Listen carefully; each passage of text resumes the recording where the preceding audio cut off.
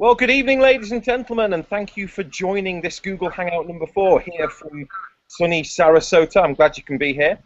We've got a lot of people joining us this evening, and we've got some pretty exciting stuff planned.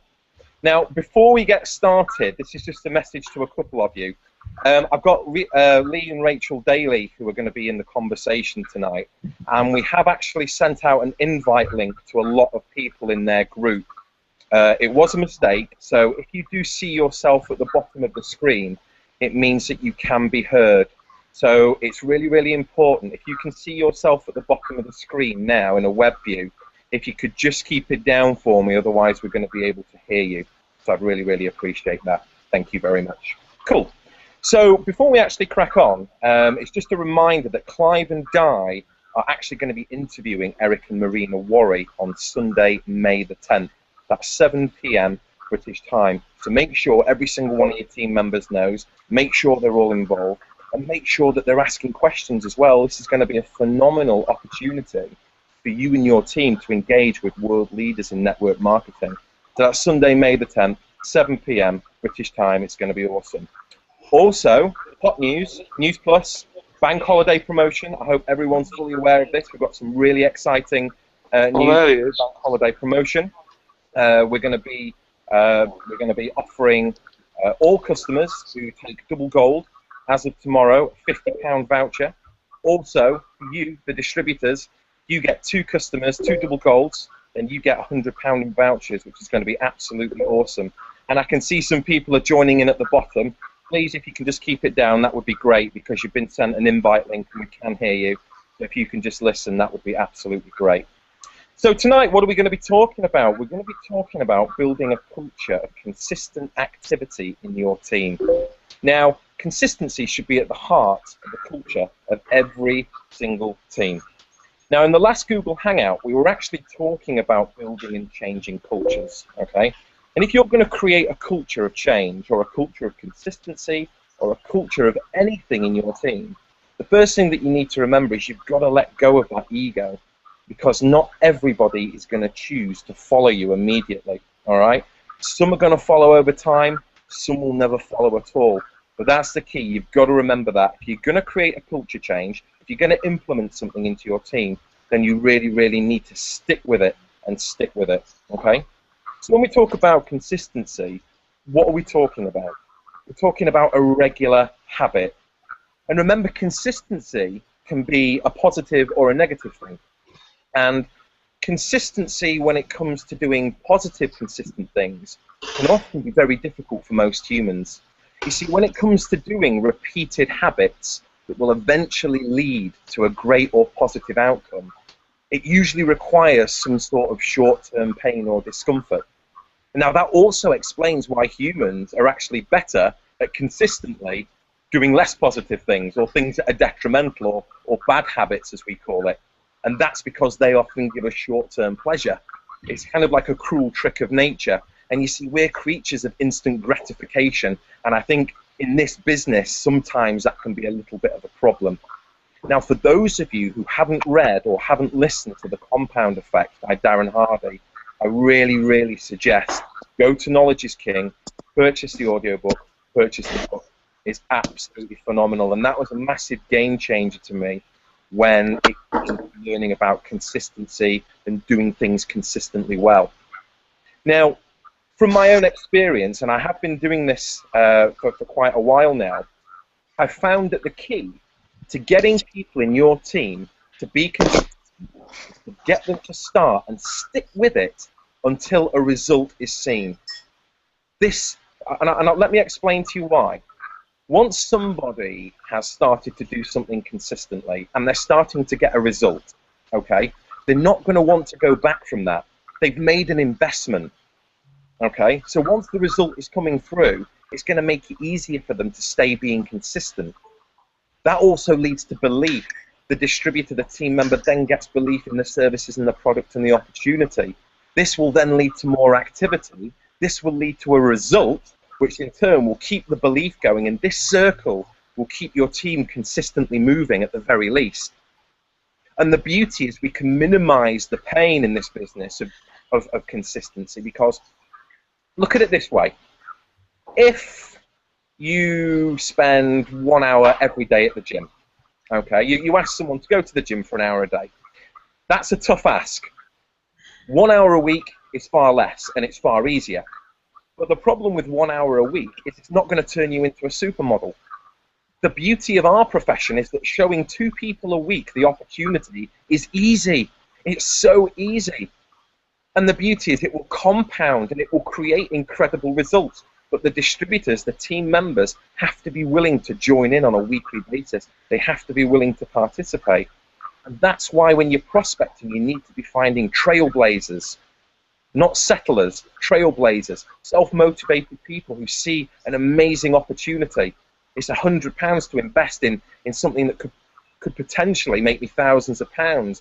They're called trailblazers, and they're the types of people you want to be looking for. Not the settlers, not the people who are saying, I've got to go and speak to my husband, you know, and ask if I can spend £100 on getting involved with the business. I mean, offer the business to everybody, but be looking for trailblazers, because they're going to join in, they're going to be consistent, and they are going to be what makes this business fun and duplicatable. So let's talk practically. If you want 50 distributors to consistently show 2 people the opportunity every week, then they're going to have to be accountable. It has to become, I mean, I treat it like a classroom exercise. You need to create a synergy in the group, a specific day when that activity is met, and they can check in with each other once they've completed that minimum activity that they need to do on a weekly basis to create that long-term success. We have social platforms now like WhatsApp and Facebook that help you manage that. Whether you have 3 or 300 team members, you can manage this. Wouldn't you love 300 team members just showing 2 people a week the opportunity? Think about it. That's 3,000 exposures per month into your team. With a 1 in 10 ratio, that's a potential of 300 new team members. That's the power of lots of people doing a little bit. And if you listen to Clive Leach speak, that's what he talks about.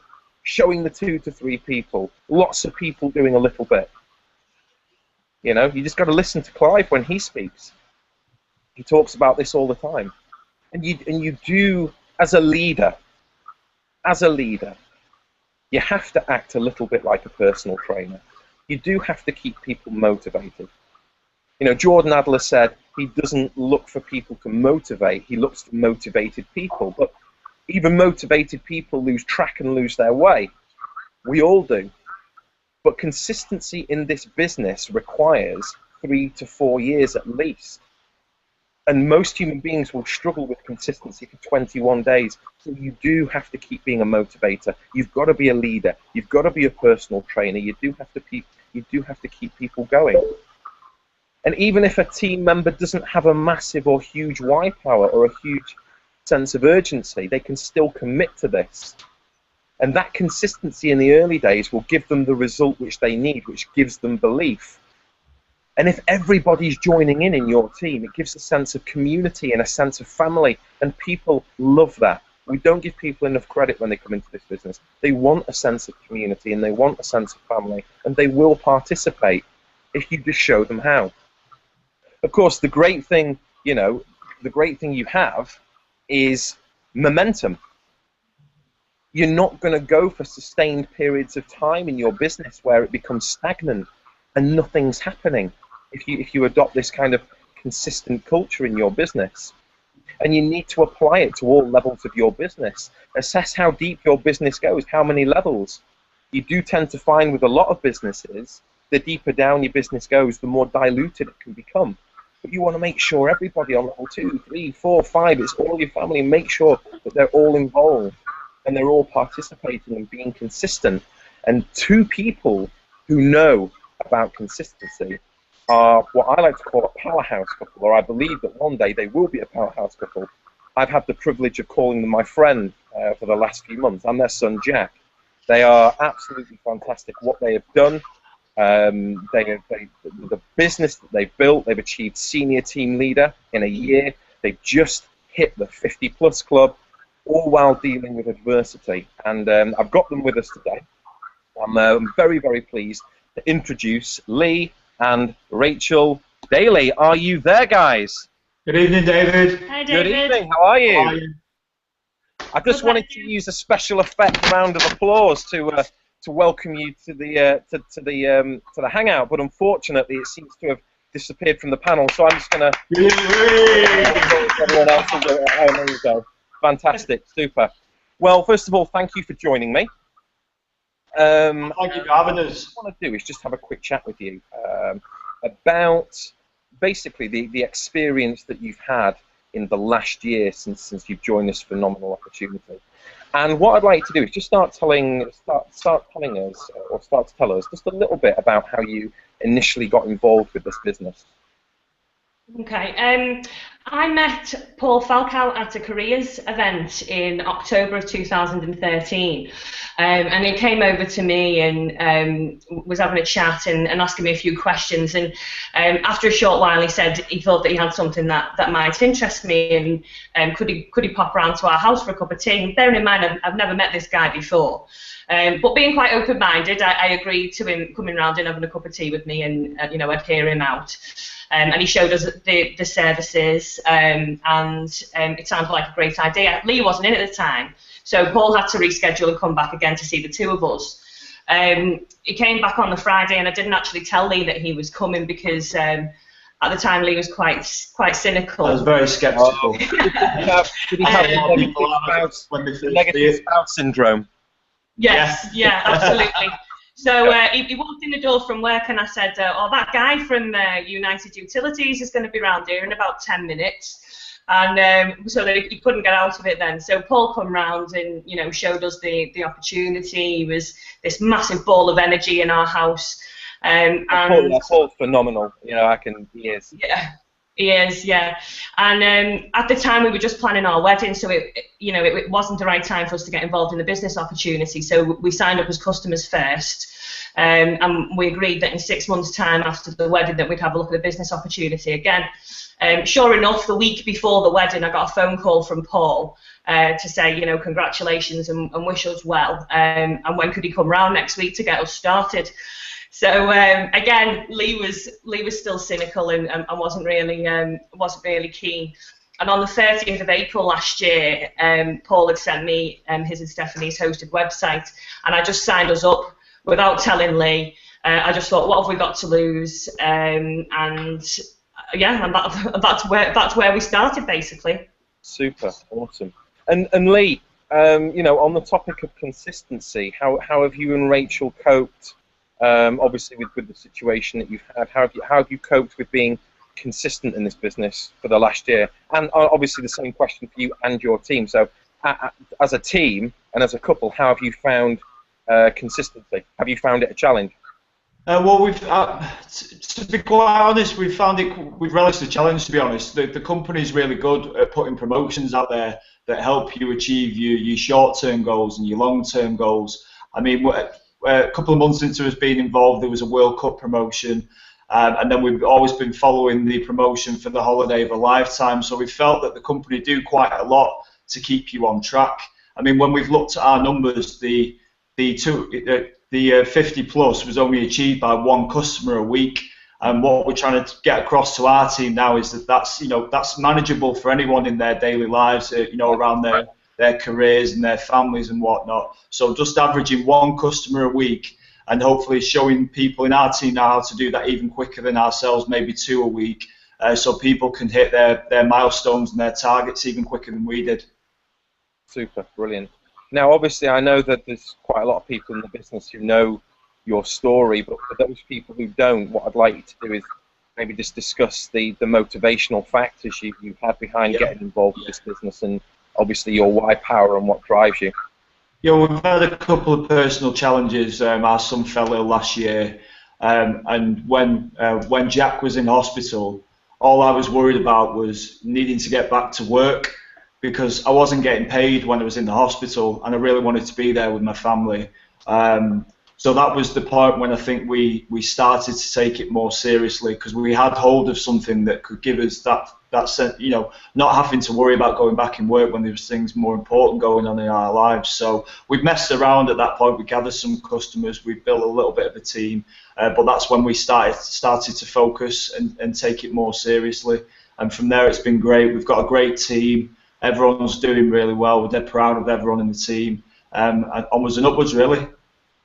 Yeah, I think, you know, you guys are real pillars for success, and I think the message hits home that really, you know, anybody can do this business.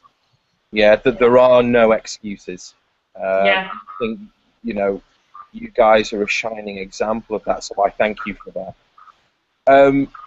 How much?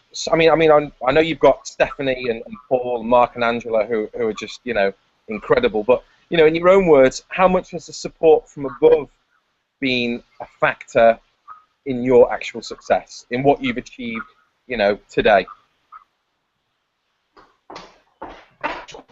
Just read this. Just read this. Just want to say, if it wasn't for Stephanie and Paul's guidance, yeah, we wouldn't be where we are today. Absolutely. That's absolutely fantastic. Wow. Amazing. Jokes aside, though, we genuinely wouldn't be here without the support that we've had from Stephanie and Paul, from Mark and Angela, from your mum as well. You know, your mum's been a real inspiration to me. I think at the summer seminar last June was the first time that I'd heard Diana speak on the stage, and she was telling a story about the things that, you know, she had to overcome personally herself in order to build the business. And at the time, it wasn't as relevant to us because Jack wasn't diagnosed with his condition until September. Yeah. But I think that I used that personally as a driver, you know, to keep me focused and keep me motivated. And you know, he is the reason why we're involved and the reason why we, you know, we're working really hard. You know, we're trying to encourage the team to sort of adopt that as well. Brilliant, awesome, fantastic. And finally, guys, how much have events, you know, things like this, things like Express Day, Mad Day, Kickoff, you know, team trainings, you know, how much have events been a factor in obviously helping you get to where you've got to in a remarkable time? Absolutely, Master Dave. I mean, we were talking earlier, the starting point for myself and Rob from our team as well was when we attended the summer seminar that Mark and Angela did last year. I still didn't really know what I was involved in at that point. I asked my friend Rob to come, who'd recently joined as well. We walked into the room, it was full of happy, smiling people, and we didn't know where we were. It was like, what the hell's going on in here? Within half an hour of hearing you speak and a few other people speak, we were stood out of our seats, we were clapping away. And since then, we've seen people join our business, and then they've come to the events, and we've seen them develop as well. The personal development that we were exposed to at that event has been a game changer for us, because I've never been sort of exposed to that before, and what that could do for you. And I think it gives you that extra belief, and sort of it gives you the sort of enthusiasm to keep going, really. If you've had a few knockbacks, someone said no to you, a close friend or family said no, you can refer back to the events, the stories, and all the CDs we listen to in the car as well. So yeah, it's been invaluable, the events have been. Yeah. I totally agree with Lee on that. Obviously, the seminar in January, the Stephen's kickoff event. Yeah. When you was on the stage and you know, talking about limiting beliefs that adults have, and that really resonated with me. And you mentioned about if you ask a little boy what he wants to be, he might want to be an astronaut, and you know, why don't you apply to NASA? And then the knock-on effect of you saying those words at that event, as you know, on Jack's birthday, we ended up. Well, I was very touched. I was very, very, very touched. Yeah, yeah. Yeah. So tell us what came of that whole impact. What it actually led to, because it was pretty phenomenal. Yeah, so on Jack's birthday, we managed to arrange a Skype chat with a NASA astronaut, a guy called Charlie Carmada, Yeah. It was via the chief knowledge officer for NASA, who's a guy called Ed Hoffman, and I'd reached out to him just on the back of you saying, you know, get in contact with NASA if you want to be an astronaut, because that was Jack's. We were just hoping to get a letter or something. Did I actually say get involved with NASA if you want to be an astronaut? I don't know whether you said. I don't remember saying those words. Really? Rachel, you took it upon yourself to do it. Something that you said. Yeah, something that you said just switched the light bulb on in my head and gave me that idea. And that would never have happened if it wasn't for this business, for us getting involved in this business. And even though that's not to do with financials or anything, that is a money can't buy thing now that we've got. I'm in contact with a NASA astronaut, and he drops me emails asking me how Jack's getting on with his treatment. He's coming over to the UK later on in this year, and we're going to go and meet him. They've invited us over to the Kennedy Space Center when Jack finishes his treatment. So all of that is all off the back of this business, and that is why it's essential for people to go to events, because you just don't know what you're going to hear and what it's going to make you do. And we can't wait for the team to have the same experiences at the upcoming events, Mad Day and that, because we've got quite a few new team members and they don't know what it's all about yet, so we're really excited for the next one, and hopefully seeing a lot more of the team there as well. And so, in closing, obviously we've discussed some really important things tonight, but I think the most important thing that I think needs to be addressed before I let you guys go is there a chance that we're going to get Jack enrolled into space camp at NASA? Is that going to happen? Is that on the card? Quite possibly. Definitely, we're going to the moon. That's our. That's the team motto. That's the team motto as well. Stephanie and Paul went to Vegas last year and got a picture of Eric Worre, and he signed it, "Race you to the moon, Jack." And that's the team's motto as well. So, yeah. Team Luna. Team Luna we are. Team Luna, race you to the moon. So. Awesome. Well, listen, guys, I really, really appreciate you taking the time to join me this evening. It's been absolutely awesome having you on as ever. Big thank you to you guys hiding in the background as well. In fact, I'm able to bring up the animation. So, Stephanie Dolan, Paul Falco, Lee, and Rachel Daly. Awesome. Right, okay, guys, thank you very much for joining me. Okay, super. Thank you. So that is bringing us towards the end of our Google Hangout. So thank you to everybody who's taken the time to join us this evening. That was absolutely phenomenal. And just a reminder to each and every one of you, I'm just going to put something up on the screen for you. There we go, Mr. GoPro, Eric and Marina Worre. That's Sunday, May the 10th, 7 p.m. Okay. One of the best ways that you can access this is by getting on Clive's Facebook page. The address is there at the bottom.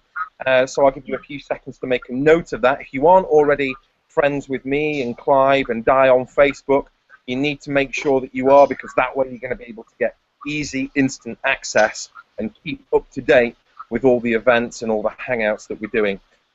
So a big thank you to each and every one of you who's taken the time to check in this evening.